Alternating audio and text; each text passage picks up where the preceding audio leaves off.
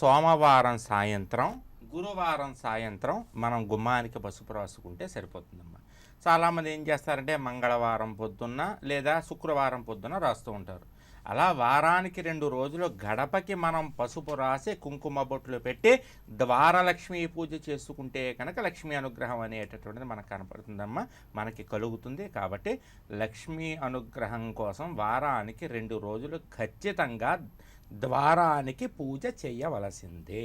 సోమవారం సాయంత్రం, గురువారం సాయంత్రం మనం గుమ్మానికి పసుపు రాసుకుంటే సరిపోతుందమ్మా. చాలామంది ఏం చేస్తారంటే మంగళవారం పొద్దున్న లేదా శుక్రవారం పొద్దున్న రాస్తూ ఉంటారు.